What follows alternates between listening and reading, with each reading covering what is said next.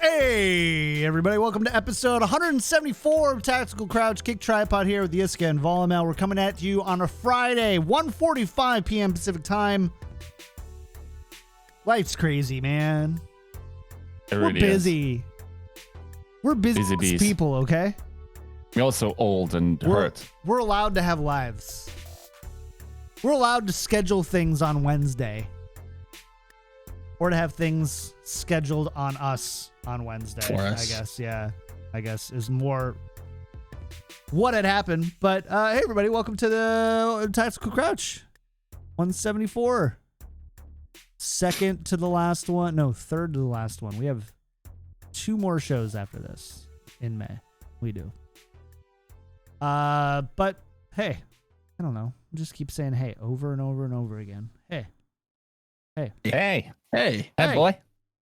We're going to talk about some Overwatch and Overwatch League. But before we do, big thank you to our patron producers, Refined Bean, Ferdino, Battlecrab, Lotion, Rex Zanes, Sir Girthalot, Porkchop, Sammy, Kasha67, Shar, Nathan, Your Misery, Fabled Steven, Roger B, Chris R34444, Bronzebot, Boo How, Hotel Bravo 11, Hunter Tane, and Yiska's Opper Scented Shower Gel.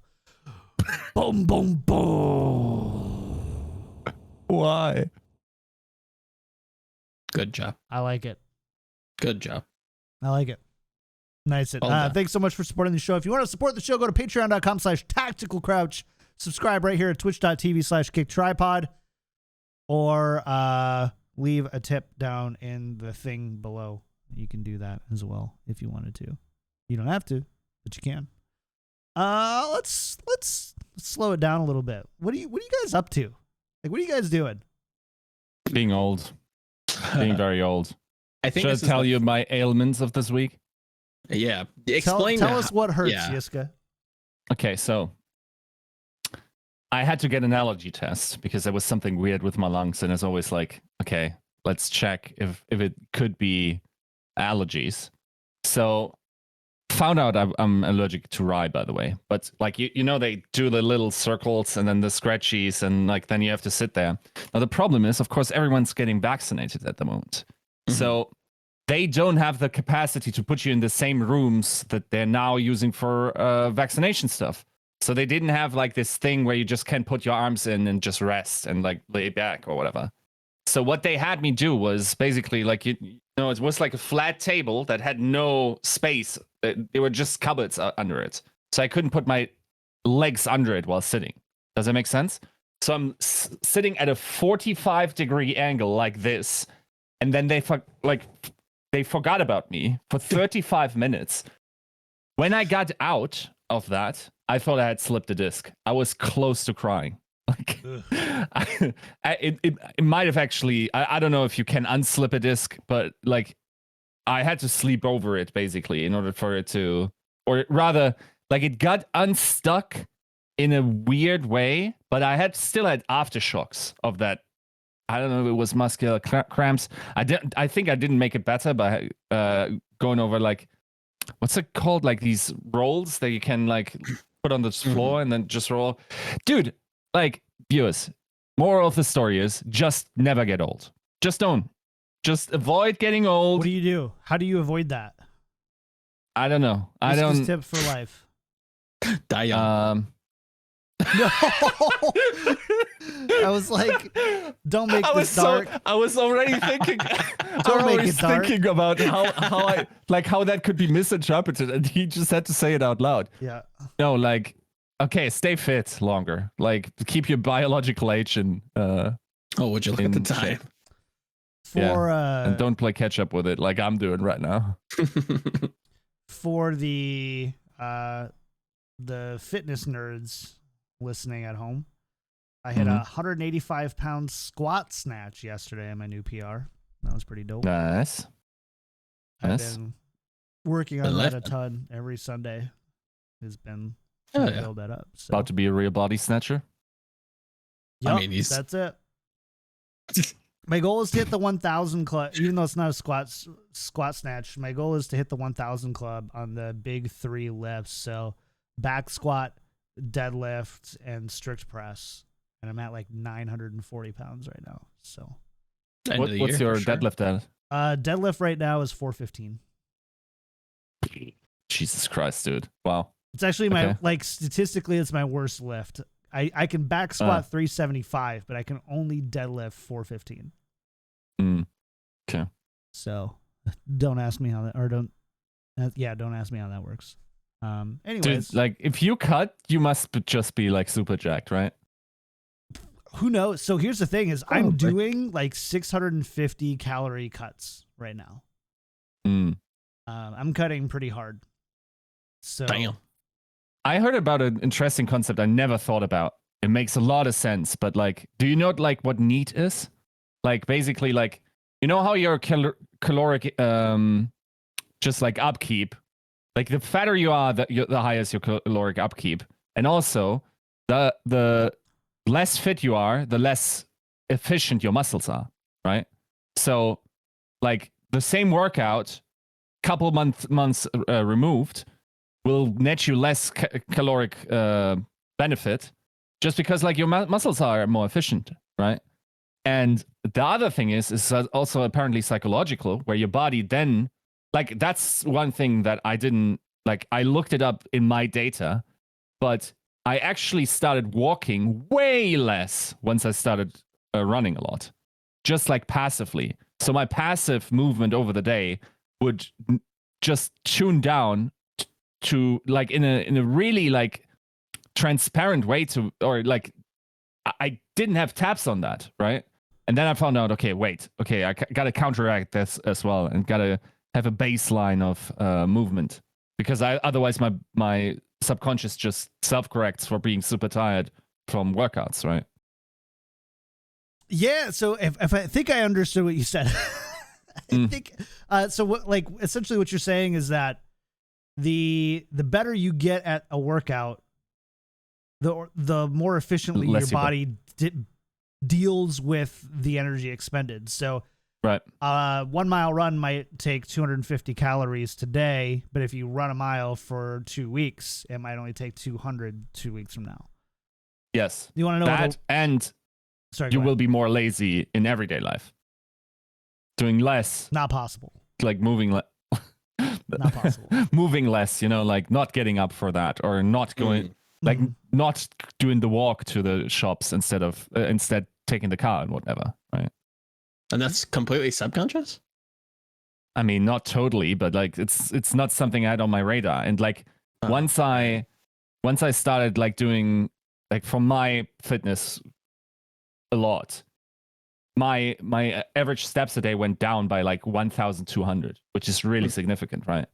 On average. So that was something I had to keep track of. But I wasn't aware that, your willingness to get up when you're already spent is just way different, right? You want to know what I learned, which was really interesting as well? So growing up, I'm used to doing, I wrestled in high school. I'm used to doing like fasts and pretty tough calorie cuts. But what I was originally going to do a really aggressive calorie cut for the month of May. And I met with a nutritionist, and they're like, you're going to be cutting too much. Your body is actually going to, you could potentially gain weight by cutting too many calories. Yep. Starvation. And burn muscle, right? Yeah, because your body isn't going to, so it's like, this is the aggressive, healthy amount that you can go for. Right. So like, and how much undercut is it? Like 600 on 650. Okay. So yeah, my body burns on average 2712 in a day, and I'm eating 2072. And then working out 6 days a week, five CrossFit days and 1 cardio day. Nice. Which is a really light, like 30-minute cardio day. It's like a Peloton bike ride for 30 minutes. It's not like my body isn't resting. Yeah, for sure. But yeah, so anyways, Overwatch League. Let's go. A lot going on there. Big thanks to Eric for filling out the show notes. Eric more and more is just kind of like the person who keeps this show together at this point. I've always been lazy. I can just disclose that to viewers. I'm always the last one, and then if John asks me like, "Can you read this out?" It's just like, "Oh my god, quick, I don't have quick, it. Yeah, open it." Yeah, where what? But first of all, Guangzhou releases Arachne. We aren't super surprised. Nope. You got to make a change if you want to actually bounce back at some point in this league. Yeah. And they kind of need For to. sure. They have a good enough And players. I just don't know why they Yes. can't play. 100%. Yes. So hopefully. Yeah. Yeah. I mean, if you guys go back to the TCP episode of the power rankings of the Asian region, we foreshadowed that being a potential problem during the episode. And it would have been like, you know how we talked about like if we did this like first coach to be fired, like Pagion would have been first. For me, definitely Arachne would have been second. And yeah, I'm not sure. Like, yeah, I also don't know too much. It's just like whatever is said about him. So I don't know if it's what at what level there's lack, or if there's also always something about coach compatibility, right? Mm-hmm. Like think of Moon. First season works completely. Second season sort of loses the team, and then has to be replaced. Goes to Shanghai, and then his team dominates again, right? So sometimes there's such a thing as the wrong coach at the wrong time for the wrong team, or like you also there's also a concept in sports that everyone accepts. It's like when the message doesn't receive the players anymore, you know, when it's all the same, and you don't really wake up the players with whatever method you have or whatever like style of coaching, you just don't reach them anymore. And that would be weird to happen this early in their lifeline, but like at the same time, yes, there's just mismatches sometimes.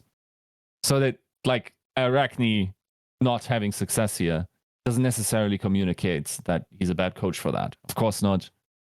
Overwatch League champion and whatnot, right? It's always really interesting, right? And to be fair, like the ultimate judge of how good a coach is going to largely come down to the win-loss record. Whether we like it or not, that's how they're largely remembered. It's how they're largely remembered in traditional sports and otherwise. Not that they can't have legacies outside of that. Sure.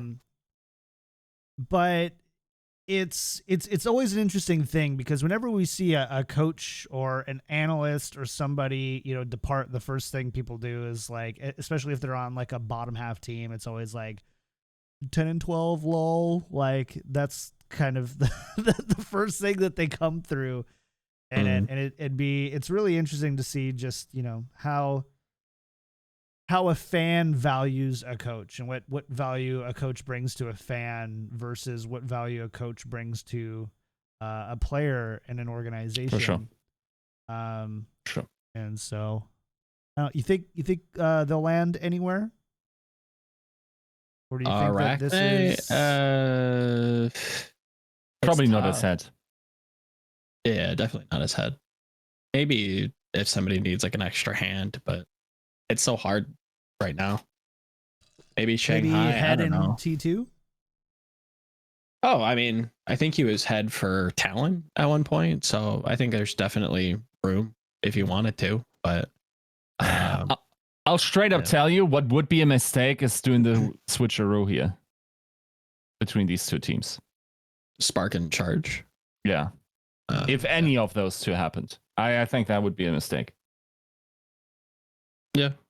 I think I've always been of the opinion, especially early on in Overwatch, that I think coaches get like scapegoated a lot. And I think players just want to change. And they just like, nobody knows what's going on. Nobody knows what's going wrong. Whether the message isn't being received, whether the coach is wrong for the team, the players are just unhappy. They want to, and I'm not saying this is what happened, but I think coaches get a lot of unwarranted flack, especially internally sometimes. The problem now is that you don't have too many games that you can just play around with and just go like, okay, let's just try this. Let's try a new calling structure. Let's try, having this player play this now. Let's try this play. You don't really have time to experiment before you're just, again, like Yiska's kind of mentioned in private and on the show plenty of times, we're a quarter of the way done already. So you don't have time to sit here and peck around. Like you have to play well.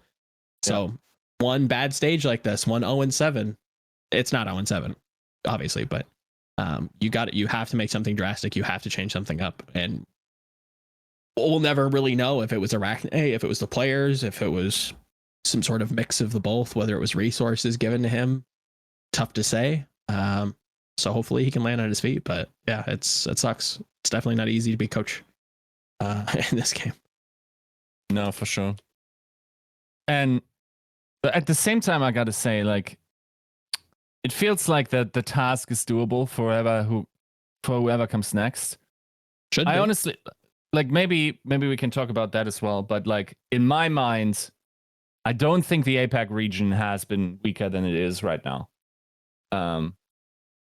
It's just really, like, the teams that should be good are shitting the bed, like the Guangzhou Charge, like the Hangzhou Spark, the Valiant for sure, right? Like, there's a problem. Did we? NYXL is underperforming. The fact that Philly is as good as they are right now is sort of like a tell for that situation. Yeah. Shanghai is not the old Shanghai. No. We'll get to them. I have big problems with them. And who am I missing, guys? Seoul, Chengdu. Seoul. I mean, Seoul is Seoul. I think Seoul performs within expectations, but everyone else seems to be a little bit, other than Fusion and Seoul, everyone seems to be under their like expected level from me anyway. And I think that also expressed itself in the results at Mamili, actually. Like, I don't think it should be close, given the setup of how this tournament ran. I guess we can talk about this now, right? Like, in terms of the competitive integrity issue that we have there. Which is like... So, we knew Hawaii was going to be a competitive challenge. We know that travel was going to impact teams already, like, during the regular season. Like... last year, if we had been traveling. Now, in the interview I had with Dallas Fuel before, like, when they basically after the match where they qualified for the final, like, their assistant general manager Dia told me they had zero practice. I know, like, Mayhem didn't have much practice either. Yeah. So, like, this is a massive competitive disadvantage depending on what you think about, like, especially for the Western teams, they kind of want to get into that region, get a feel for the meta against the good contenders teams and whatnot. And also get a feel for the ping, honestly. Like, that's not an expected ping range that they're playing at as well, right? So I feel like there was a lot stacked against them. Also, different time zone, by the way. And, like, it's not a lot. It's 3 hours, but I think it's 3, right? I'm not sure from Dallas. Maybe it's different. But, like, this is still significant difference, and there is a problem with competitive integrity there. And the fact that the Asian teams didn't just schlap is sort of telling towards the quality of this region at the moment. Yeah, I think the caveat there that I'd lean on is at the moment. We saw. Not to completely jump ahead into the hero pools, but I think this is going to be a weird one, or has the potential to be a weird one. And we've seen what they can do in the past. This is going to be, this is a really talented region. I think people correctly gave APAC the nod for being the stronger of the two, for good reason. So we'll see. I think at the moment is where I'd hang my hat. I think we've yet to see the full potential of APAC, and I expect them to do quite well coming up. I don't know why they underperformed. I don't know if it was just being late to a meta, just a weird style. Hard to say. I think what's important to remember too is a lot of the NA talent was kind of upgraded and consolidated considerably. Whereas I don't think you saw that as much in Shanghai obviously, really didn't make many changes at all. The fact that Chengdu is now, the first or second best team in the region, depending on who you want to argue with, kind of goes to show how the power levels have kind of shifted as well. And I think, the top 5 or so teams in NA, I think made huge improvements. Oh yeah. We didn't know how it would necessarily match up 1-to-1 against Eastern teams. We got our first glimpse of it. I don't think it's enough for anyone to convincingly say just overall blanket NA better than EU, lol, or not EU, Asia, but it's definitely the first and very kind of decisive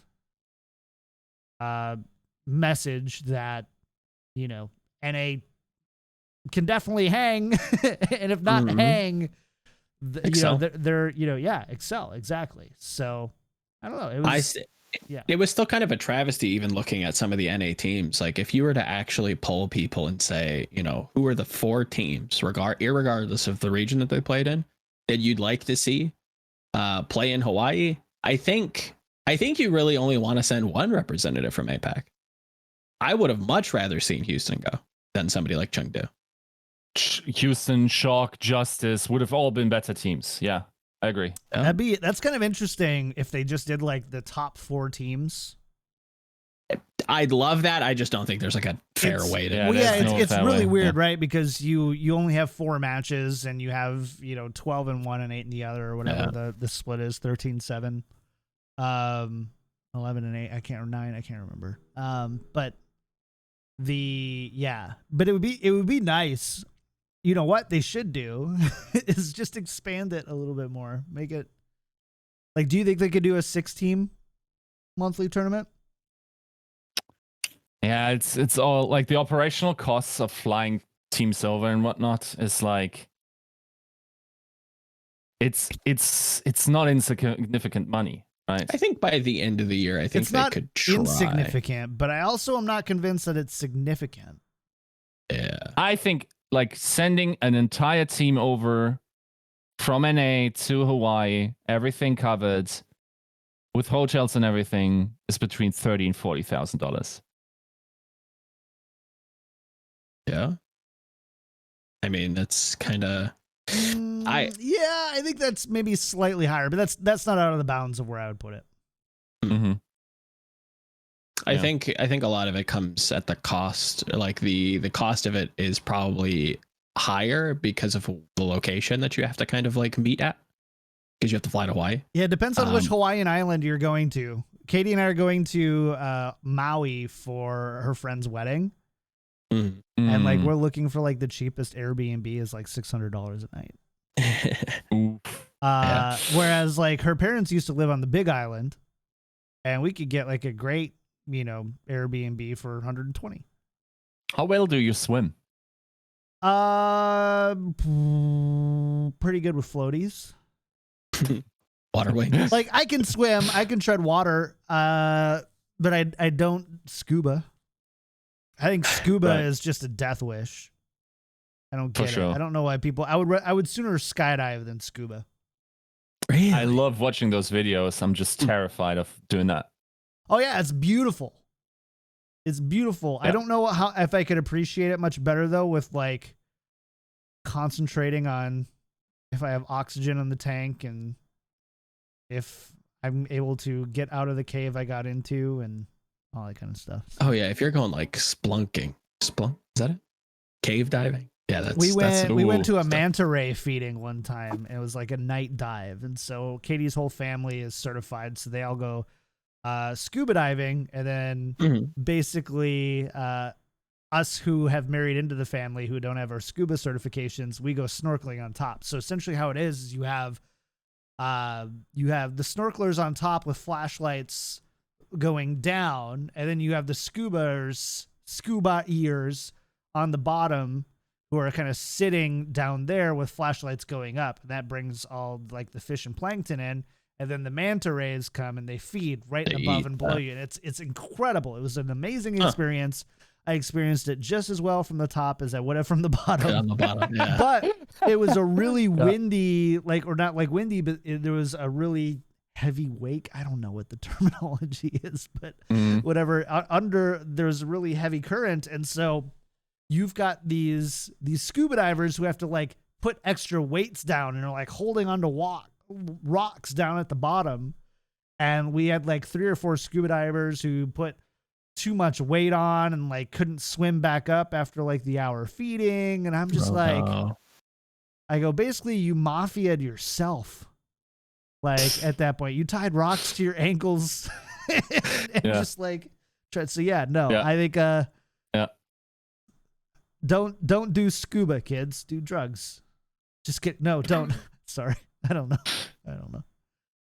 We're going to put the explicit tag on this one, I think. Yeah.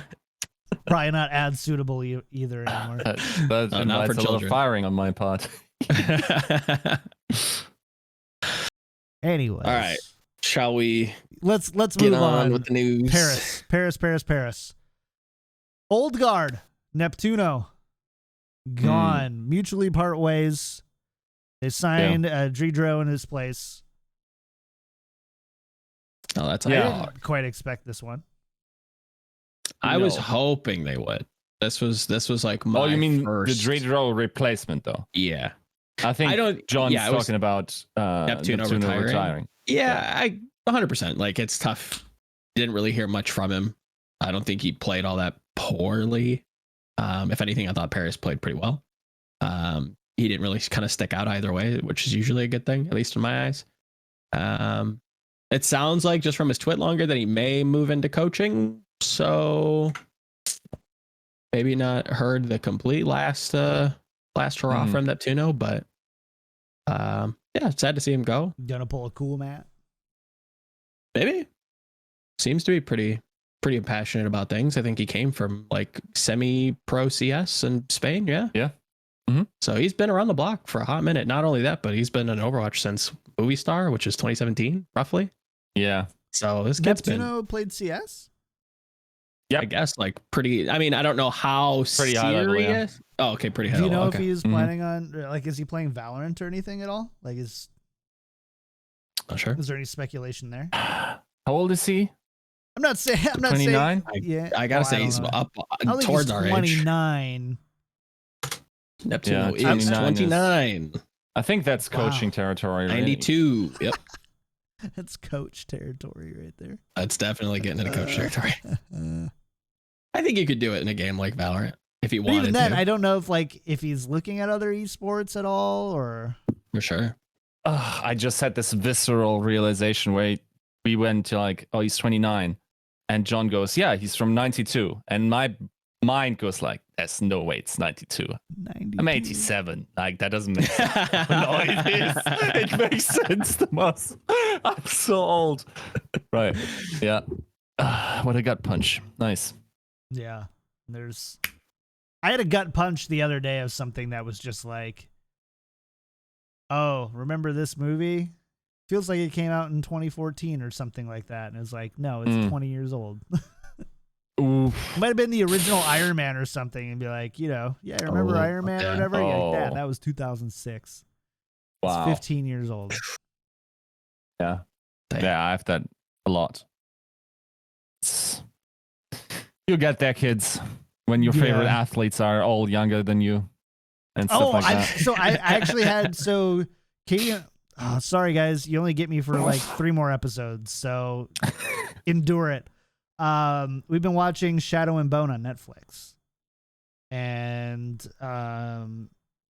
the actors are all like, I'm like, all these actors are younger than me, and I'm like, is it because I've gotten older and so they look like peers or younger than me, and actors have always been in that age, Or are they actually just like younger actors, and this is meant to be a story to tell, like kind Younger of like audiences. yeah, like kind of like just out of high school, first into the army type thing. And I can't find the answer. I don't know. I don't know if all actors looked, if that's a normal age for an actor. And I'm just like, I had my first realization that the normal age for the actor now looks young to me. Yeah. Yeah. I still like the story where like cashiers in American stores now only have to like glance at the ID, because as soon as it says 19 something, the person can legally drink. Yeah. Which is like, wow. Yeah, I mean, it would be 2000. If you're under 2000, you're good. Almost. Yeah. I think there's some, right? Because we're not done. Oh, with I'm sure there's 2021. plenty. I'm sure there's plenty in 2021 that still have to, but by the end of the year, yeah, it'll be. No, if it's 1999, then your birthday would have to have been, right? Like, then it's good. Yeah. As long as you're under if it's 2K, 19, you're good. Yep. I don't want to do this math that's- right now, but I don't think you're right. I think I'm right. I think it's the end of It's 2021. also really depressing. Is when you get it. Anyways, I don't know. Who cares? Bye, Neptuno. Dridro, sounds like you're both happy. Great. Big hog. That's a good pickup, Easily, like he's been hot. He's been on people's radars since 2018, for sure. I think. Like he Definitely was a name. young. It's been brought up on the show. EU main support, just constantly an issue. Going to do big things on this team. What easily a strong European backline with Don and now Dridro. Woo! That's a problem. That is a problem. Honestly, like people don't realize, but like the talk around Dridro wasn't that different from FD God like last season. And it was actually pretty surprising that he wasn't picked up or looked at to that extent. And it just makes a lot of sense that he would be the replacement for that team, right? Like, good pickup, yeah. When I heard that Neptuno was going, I'm like, God, I hope they pick up Dridro. I think that'd be such a big move. Especially, I mean, it's probably one of the better French players playing for France. Like, you can't write a better, like, you get the best of both worlds. You get a sick player that could just be a legacy player, if you wanted it to be, and then you get, a homeboy. So it's Paris. Paris is a couple moves away. Again, Europe's waiting for a good team, and you've got two solid front runners right now. Someday we will get that EU super team. I swear. Yeah, I believe it. It's been the Paris season 2 promise that we've just never quite gotten yet, have we? Yeah, that's great. There's a couple of other. Rhea did retire. Sag. I'm a Rhea apologist. Oh yeah. Same.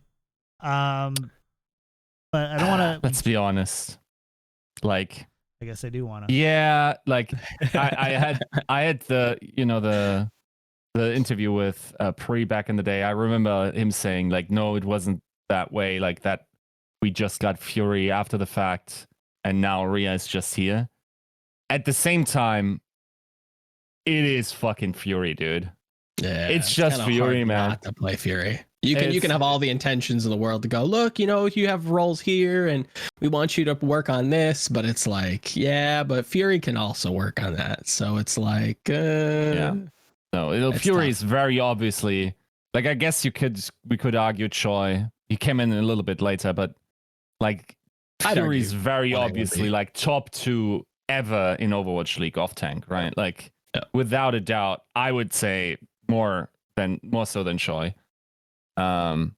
Just because of the longevity of that career and also the success rate, relatively speaking, in his own performance.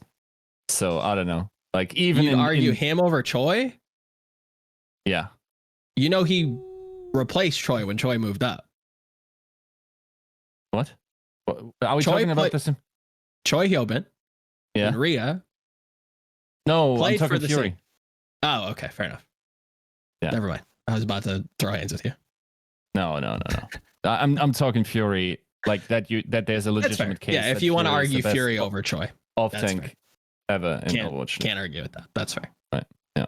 So it's really hard to get past a guy like that when even on like off picks or whatever, like you're just like Fury is also known for being super flexible as well. It's just like a really talented dude. So it's really tough to be behind the guy. Of course, like that might not be the reason. But yeah, it's hard, right? Yep. Definitely somebody who's promised and probably could still play in the league, but just not in it. Or it's just too late in the season to actually get picked up by a team, then sad to see him go, but maybe there's ways that he'll come back later. Who knows? Wouldn't be unheard of. Yeah. Let's talk about the big thing though. May Melee tournament in the books. Woo! Finished up last week. It was a fun time. Good time. It Good was games. there's some good For the games most part. in there. Yeah. I I love what Eric put in our show notes for me. I'm sure you did. And let's hit on the big one. So first of all, congratulations to the Dallas Fuel. I think, while none of us predicted it, actually Yiska did predict it, didn't he? Yeah, Yiska did predict it. And then I said, I agree with Yiska. I remember that. So basically I predicted it. There is one prediction that went a little flaccid, if you will. True. And Joe went full on Chengdu Joe here. And jeez, this is savage. Eric put, do pandas hibernate? ? Joe's champion pick wins 2 maps all weekend. 2's better than 1. 1's better than none. Just saying. So bottom 3 outcomes. I agree. Yeah, after the first day, they very clearly looked like the worst team there.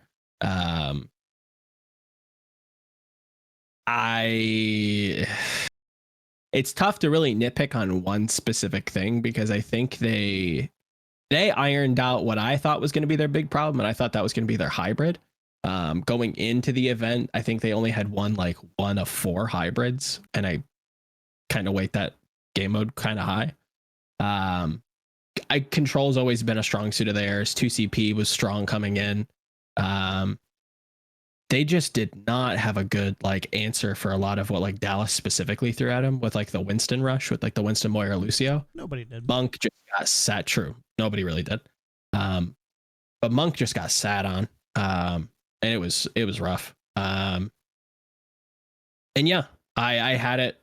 Basically, the winner of that second semifinal game, Dallas and Chengdu. Whoever was winning that was going to win the whole thing. I think I said that on the show. But I definitely said that quite a whole lot in the Discord. So if you want to hear me try to double back on a lot of my predictions, you can join the Discord. And yeah, so tough to really say. I think Jinmu played well. Control was a little floundery at times. Yeah, they tried to lean into the things that got them there, and it just didn't work. Sucks, but what are you gonna do? Still a good team. Got here though. Take it. Better they than got Spark there. New York. I'll take it. Yeah, they Top did one. get there. No wins. No wins. The second team to go would be the Florida Mayhem. And that was pretty interesting as well. Florida beat Chengdu, but basically couldn't get past Shanghai twice. Yeah, I didn't think it was unfortunate with reasonably close in the first time, right? Yeah, well, I mean, yeah, 3-2, and then they got kind of banged out 3-0, but that was immediately after they. Yeah. No, 3-2. They tied 1-2. Yeah, 3-2. Shanghai Mayhem. Game 6. Check. Ilios, Swatch Point, Gibraltar. Yeah, 3-2 of Shanghai for the first one. Yeah, and then 3-0 for. Your spreadsheet made me look silly. That's on okay. the show. Please advise. Oh, that was always kind of interesting, or not always interesting, but that was kind of an interesting head-to-head on Lijiang, Florida, and Chengdu. Do you remember them on Control Center? They both kind of like comp swapped, where like Chengdu rolls out on like some rush stuff, and then Florida comes out trying to like counter their counter. It was actually kind of cute. I thought Florida looked okay. What was it? Was it their Shanghai game 2? Game 1? Who was it against?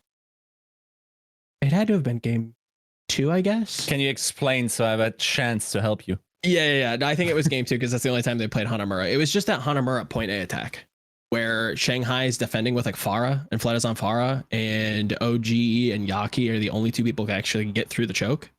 Okay. And they just run 4 minutes out of the clock. It's probably some of the most frustrating Overwatch I've seen today, outside of like Valiant games. I think that was a gimme, not a gimme for them, but I think that goes very differently. And I think they can avoid Shanghai game 2 if they play it literally almost any other way. I think they're kicking themselves after that Hana, because they tie that and then it's 3-2 just series result. Like I think Florida easily could have won that. Yeah, I think if you literally swapped to anything, like Tracer Ball into what they were running were the only 2 proactive pieces they had, and you had 4 people doing nothing. They were just sitting in like the gate, just flinging bullets at nobody and letting Fleta just pick their backline apart.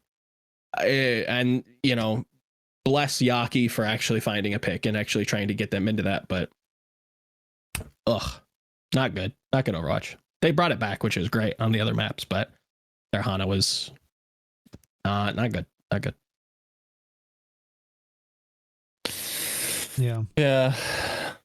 I mean, I feel for the Western teams. Just like it's hard, right? Agreed. You could have definitely argued this isn't like straight bad, but because you also can recuperate a little bit, you can see the island, and stuff like that. But it looks like they had a good time. Looks like they had fun. Yeah. Maybe that's what Florida was doing. It's like let's just bang this out and go play some chicken in the sea. You get a free win. You get to play a little bit in the ocean.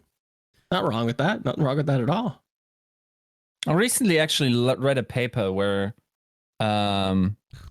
like good mood within a team environment was positively correlated with success. Success, yeah. Makes sense. Which was quite interesting, yeah. I wonder if that holds up at the absolute top level, but yeah, because we definitely had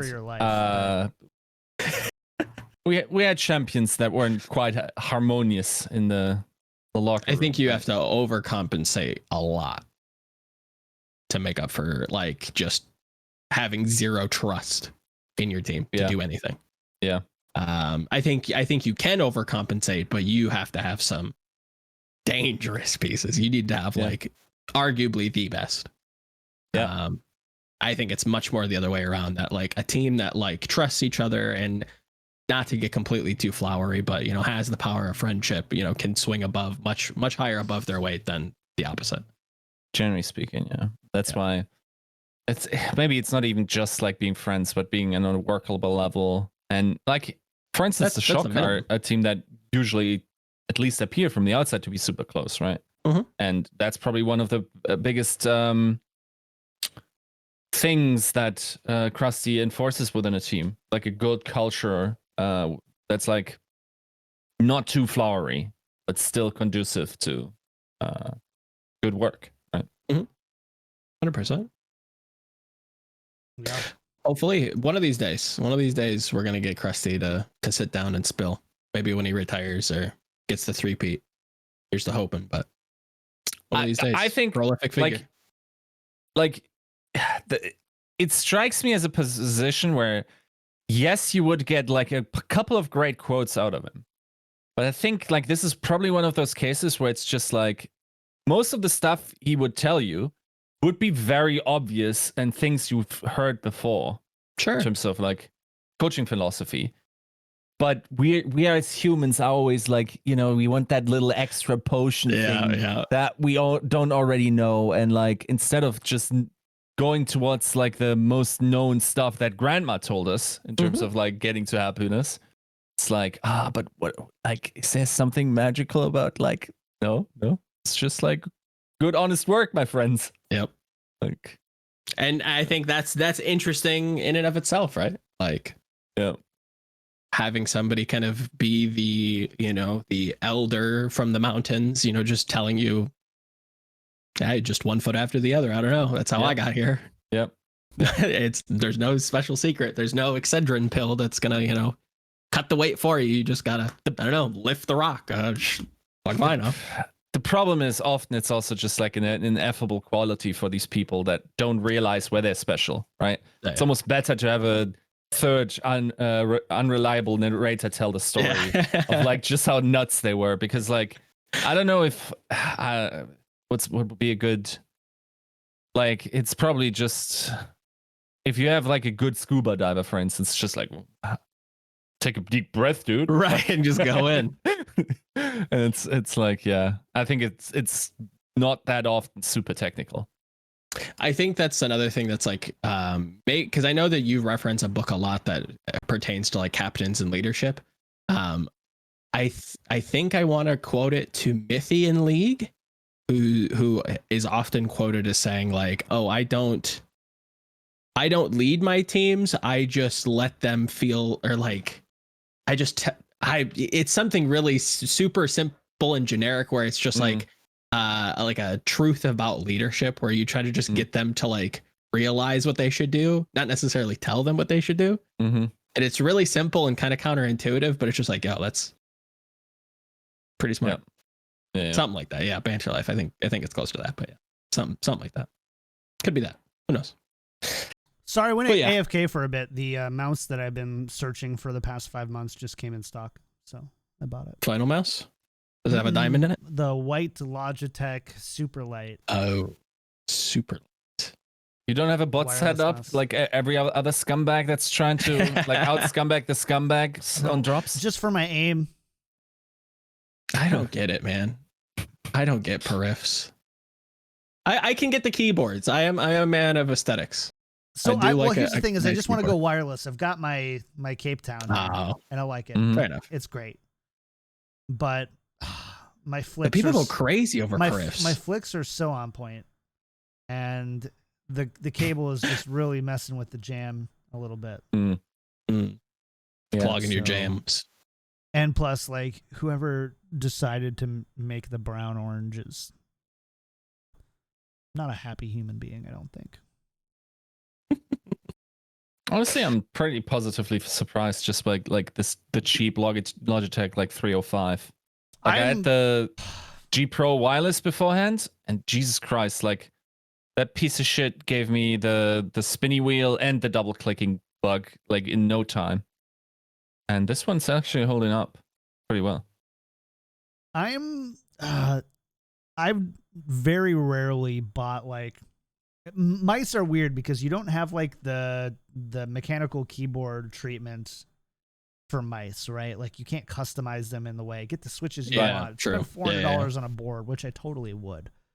Someone decided to make like the artisan kind of DIY mouse builder thing. Like that's definitely a market. Yeah, that could be huge.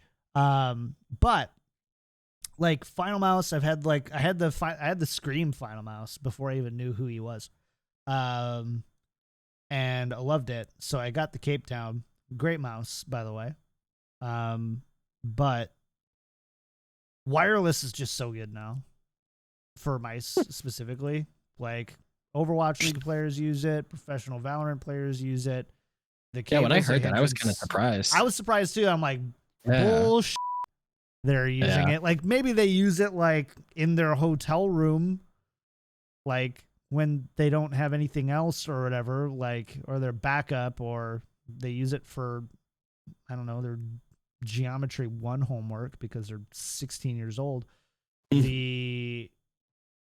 nah, these like the new wireless stuff is like 1.2 milliseconds.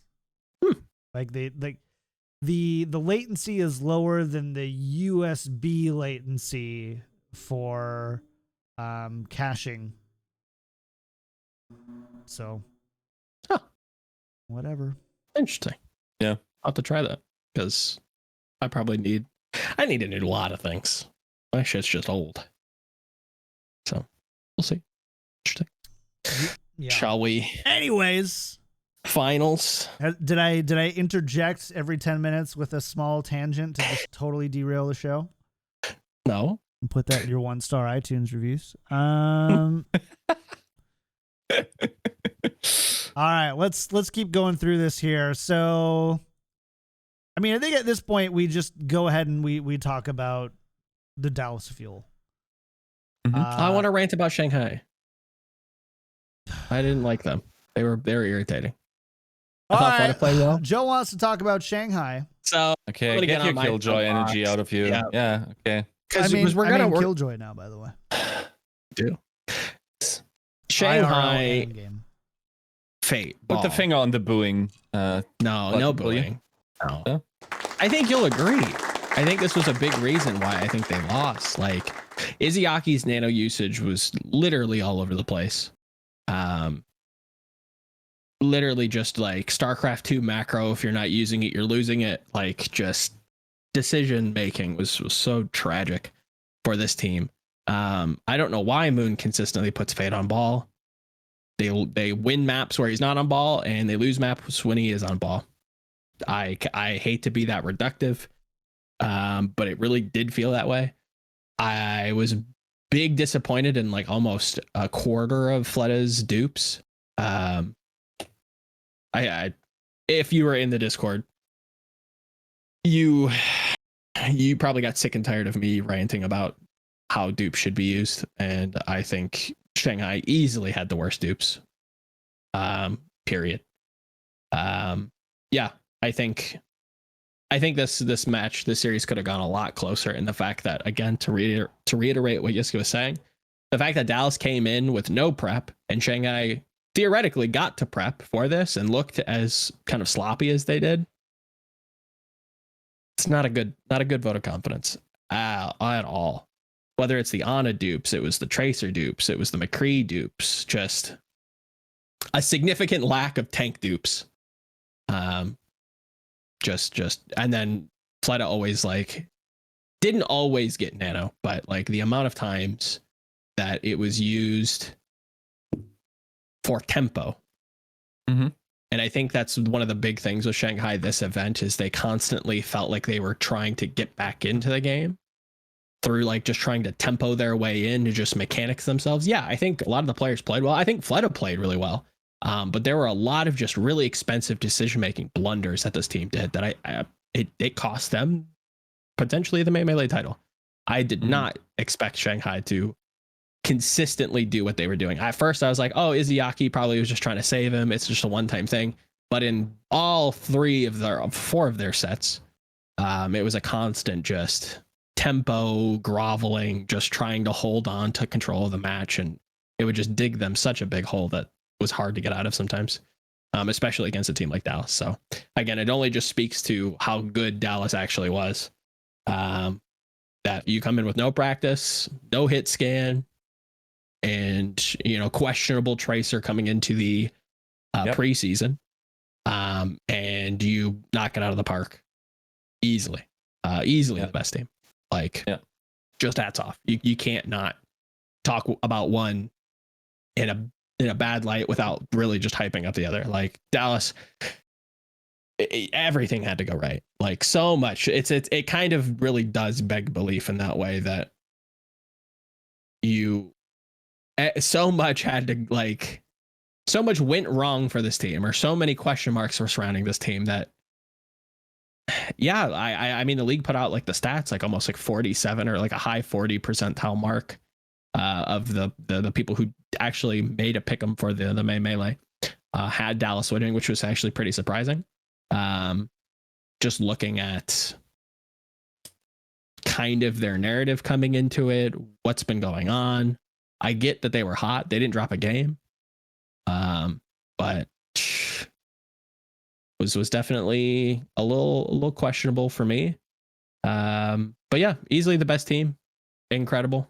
Shout outs to those who actually did pick them. Picked right. It's about the peaks. Definitely is about peaking at the right time, and they for sure landed on their feet. All of them. Everybody played well. I don't think I could name, like, I was disappointed in the MVP nod. I thought it was clearly Doha that was the most valuable player for that team, but I'm definitely not mad at anybody. Interesting. Yeah. Who did get the MVP? Was it Fearless? Let's see. Yeah, Fearless got it. Okay. He played well. Thought he played. Yeah, everybody on that team played great. Yeah.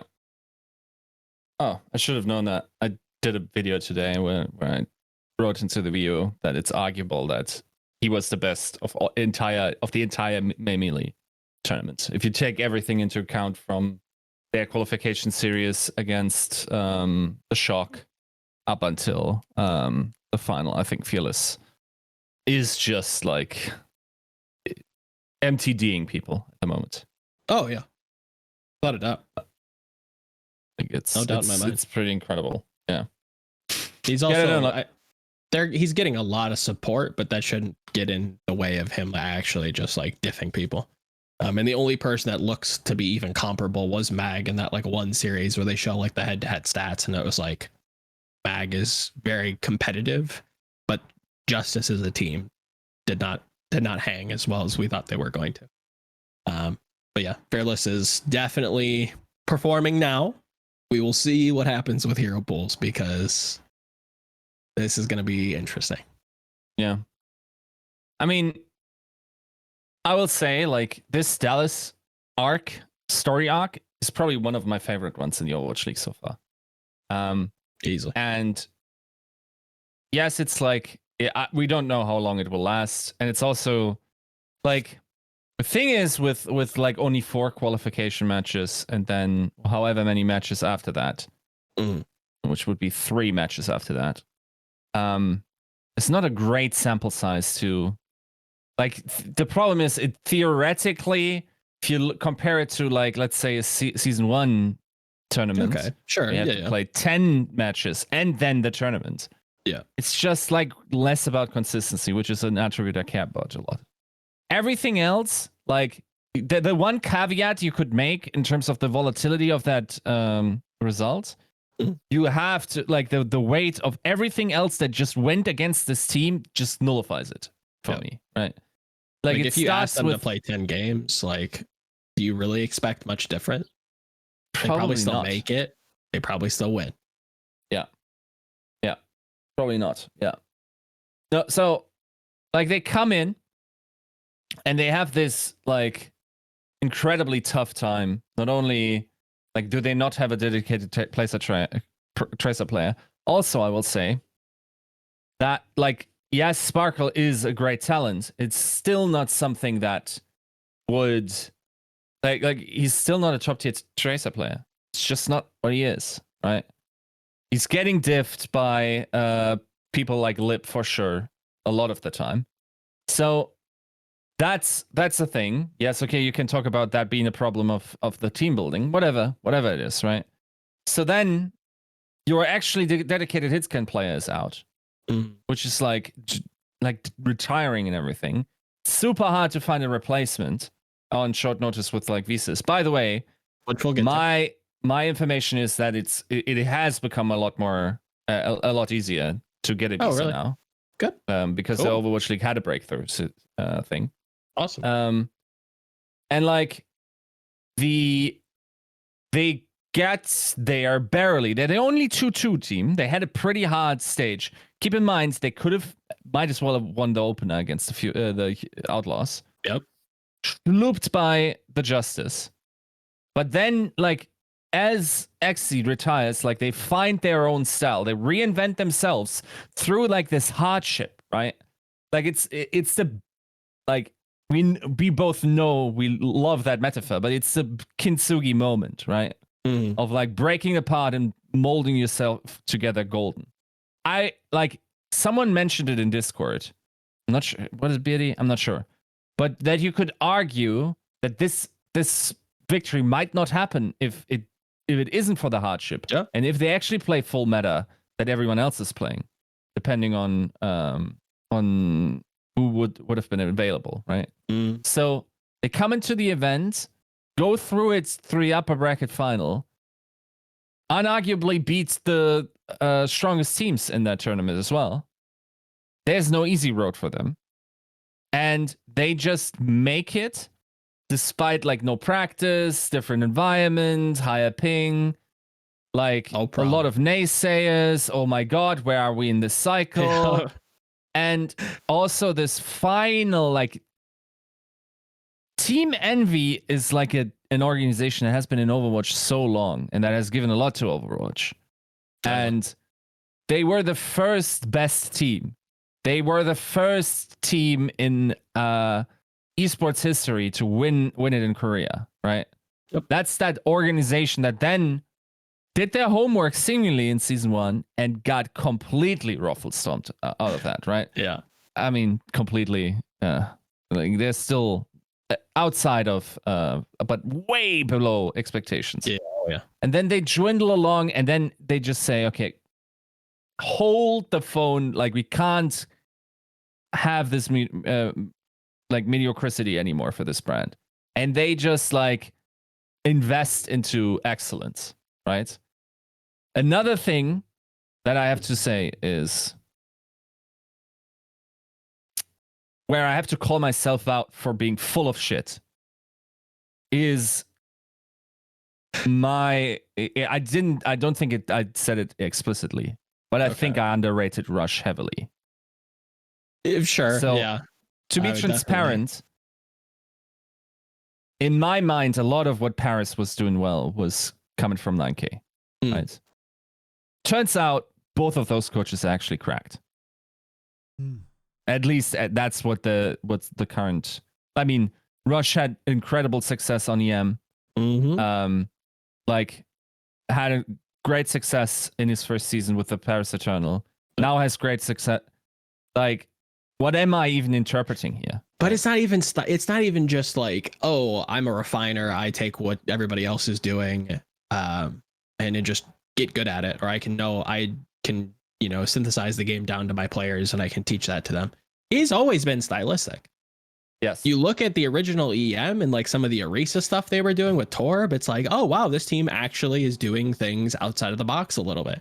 You even look at them with like the Doom Sombra, yeah, like they were ahead of their time in a lot of different ways. And then you look at the Dallas Fuel, a lot of the same shit.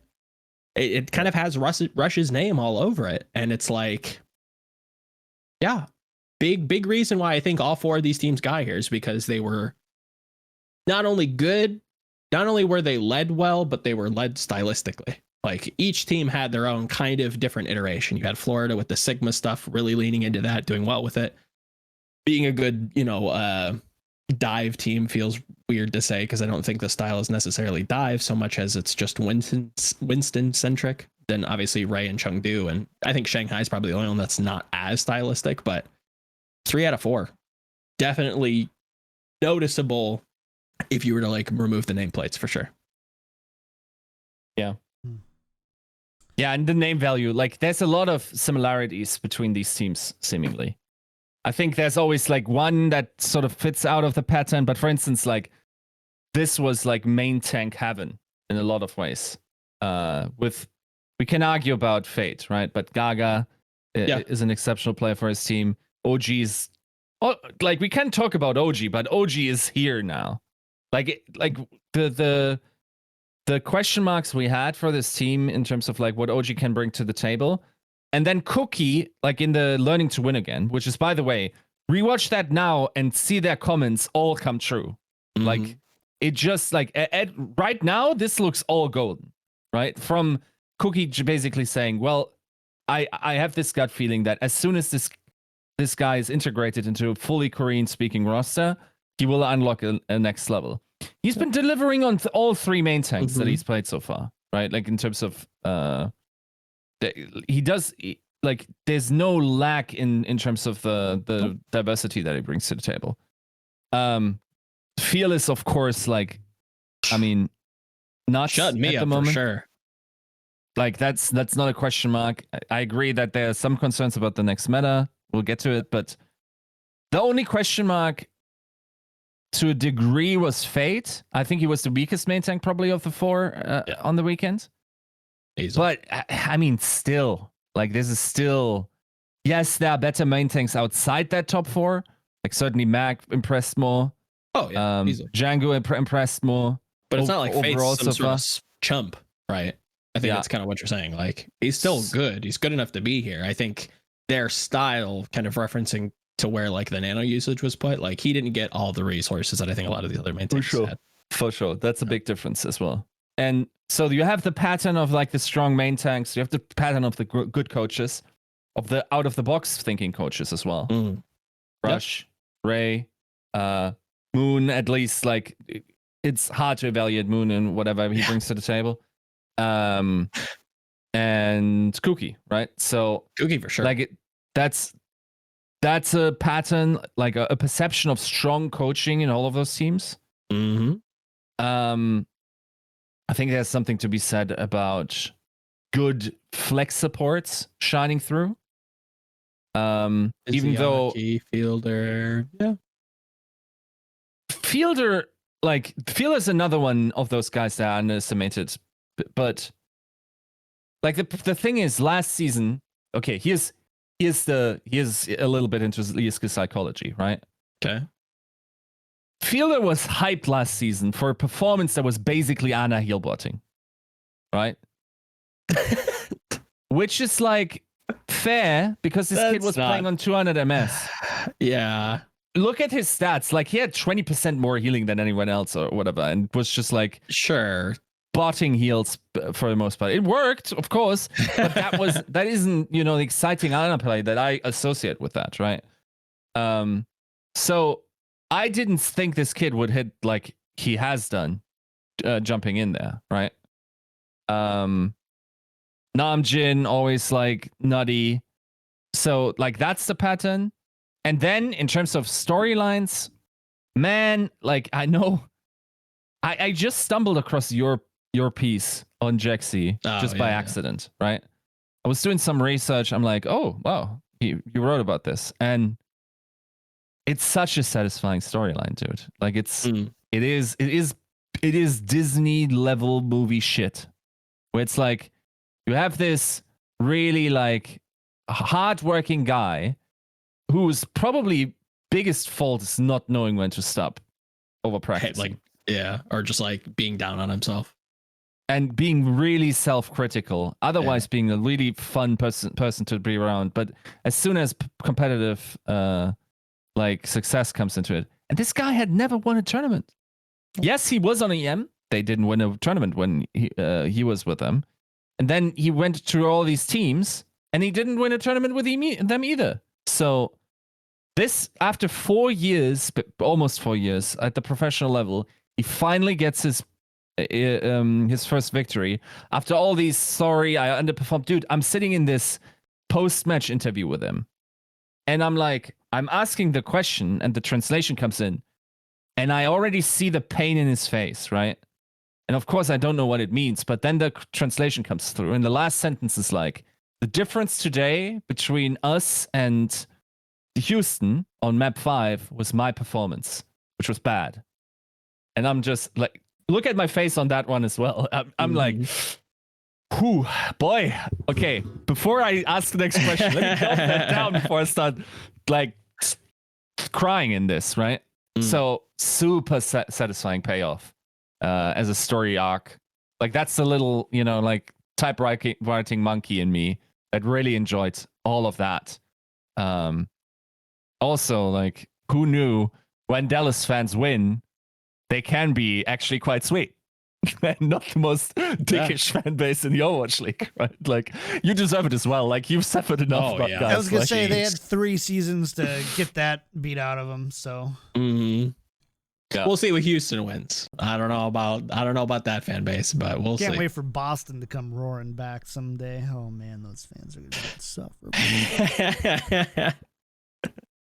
Yeah, Dallas winning was definitely the most wholesome, like plot armor. Like you just want them to win. Like after all they've gone through as a team, their story coming back together after all these years, bringing on a couple new pieces, even having some old pieces just, laying around. Repel, I see you out there. Shout outs to you. Best of luck. Fielder looks great. Hopefully we get to see him. But yeah, just a nice moment. We just need Rush to sign some of the rest of them. We need like Dako and Popo to come back, and MCD's, chilling on Spark. Why don't we just bring him over too? Why not? Let's just stack everything up. So yeah, it was just very heartwarming to see Jecse finally get his. Yeah. There's also an underappreciated storyline on the larger scale of esports, which is a guy, an endemic owner from out of esports, that in every other esport, whenever he was like focused on the game aspect, created championship winning teams. Look up the history of Envious. They've been the best team in the world in CS. They've been the best team in the world in Call of Duty, like a bunch of other titles to name there as well at the top level, right? Could argue then he goes into the CEO situation, has to manage a bunch of stuff at like business level. It's removed from that. And then he steps seemingly back. I'm not sure if he would subscribe to that notion of stepping back, but gets more into the competitive side again, becomes like chief gaming officer or something. Looks at the Dallas Fuel, the first instance after their rebuilds that they can get, they are once again winning titles. Yep. Like, there is something in Hastro that is beyond just like spending a lot of money, where like you can spend a lot of money in esports and have lack a lot of success, right? Philly. And a lot of Season 1 Fuel. I can't not say it. Also that. Yeah, the Season 1 Fuel did that thing. It's also the Season 2 Fuel. It's also the Season 3 Fuel. The thing is is not with Hastro like having, like being this CGO of this, right? So, like that's an unappreciated aspect. I'm looking forward to where he's putting his intention next in esports, because like it's really hard to deny that this guy has an eye for talent. What I mean is like he knows who to nominate as his guy to scout the players in order to get the best out of a team and create world-winning titles across esports, right? Of course, he's also like I know like he plays Overwatch a bunch as well, and he seemed really proud of that achievement as well as now. Yep. Like that's just, I don't know. Like I know that there's been some drama around like his competitiveness, but in essence, like that, like the vibe I get from that is like what my type of owner should look like. Historically, somebody who's almost overly nice to a lot of his players, and a lot of not a ruthless businessman by any means. I think if anything, these last 2 years in Overwatch have been a little more aggressive, but I think that's more just because the results haven't been there. But in the past, always been somebody who has been credited as being almost too nice to some of the players and keeping them on for too long, giving them one too many chances before moving on. And then to see, him again, maybe projecting a little bit, but really getting in and handsy with the team and figuring out what's happening, what's wrong, putting people in positions that they need to be, and look, they win titles. So hard not to celebrate that, and especially where they're headed next, with the big boss making a comeback. I think it's big. It's a big move. Yeah. Big boss coming back. I was going to say, I've been pining to talk about this all episode, but we're out of time. But the Dallas Fuel did at kind of the last minute here bring on Pine. Big boss Pine is back. It's going to sell some jerseys. It's a big move. I don't think it's that poor. I agree with a lot of the speculation, but I think even if Pine is at a modicum of what he once was, I think he's going to stylistically fit with this team quite heavily. As long as the personalities don't necessarily clash, Dallas aren't going anywhere. Not for a while. Yeah, I'll also say, okay, this is on both other topics in terms of like, is Pine the right guy? And on our hero pools necessary, ZP hit both of those on the head for my money. So ZP said basically, it's a little weird of a pickup. Most definitely is a weird pickup. Like this guy hasn't been seen at the top level. When he was at the top level, he didn't actually play a match for the entire season. You got to be really confident that you understand something about this guy that other people didn't understand. Then again, you got to probably give credit to Rush that way. And then on the hero pool thing, I agree that if you locate the likelihood of a meta eventually becoming stale, and that being a detriment to your audience's enjoyment, then 4-week hero pools, and actually it's really clean with the tournament range, is the way to go. I think this, yes, it's unfortunate. Joe, like in week 6, we're playing, everyone's playing the same thing. Everyone's playing the very same comms, and has this, maybe not on every map, you would still see adaptations, but like there would be inertia in the meta eventually. Oh, yeah, I think so. I definitely don't disagree with that. I think, without getting way too long-winded with this, because this is... I appreciate the take. I think there is a lot of merit to what he said, especially historically speaking. I think the lack of context given is like actual international bubbles. I don't think we've ever properly seen international bubbles without hero pools, so I don't think that we've properly tested that. And if anything, I think you look at the Melee, and I think you can very realistically see two different styles. Yes, at the end of the month, you need some sort of change up, but I don't think randomizing things is ever smart. Mm-hmm. Yeah. Also, so we're going to have another show before this happens, but on May 20th, we do have the Overwatch 2 PvP stream. Yeah, true. With Overwatch League players. So that's going to be fun to watch. We're definitely going to talk about it on next Wednesday, though, so make sure to tune in for that. Should be fun. And we'll talk about June Joust and everything else. Yep.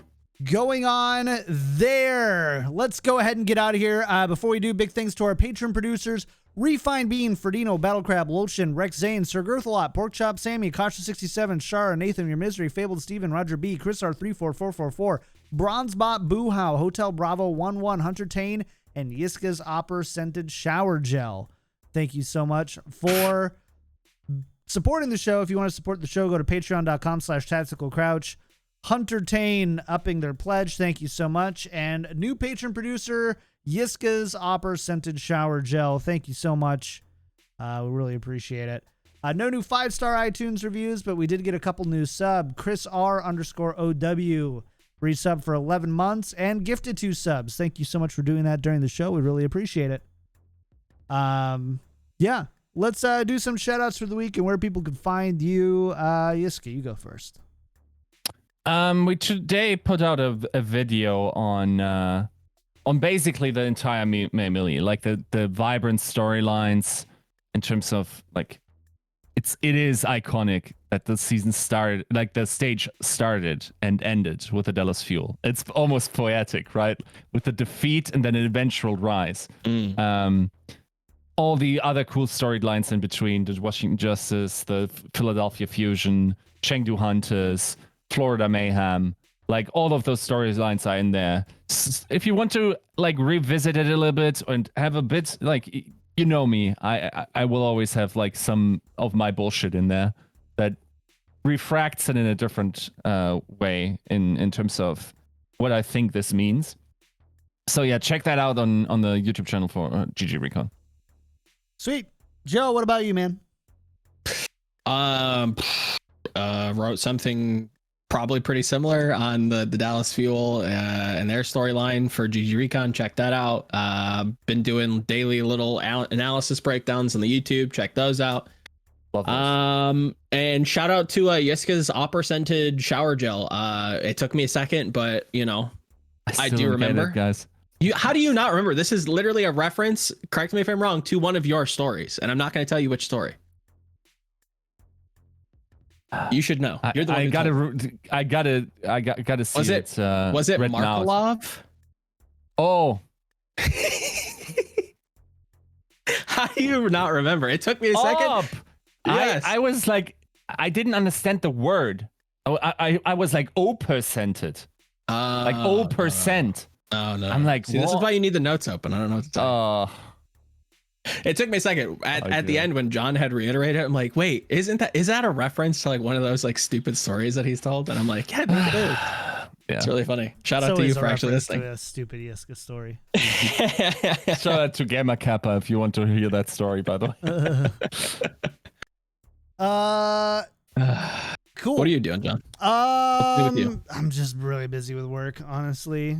It's been pretty nonstop. So nothing new, no new videos on the horizon, but I am about 35 subs short of 1,000 on YouTube. So if you want to go to youtube.com/Kickedtripod I'd really appreciate it. And then other than that, nothing for me. So we're going to go ahead and get out of here. Chat, thanks so much for hanging out. We'll see you on Wednesday for episode 175. Bye.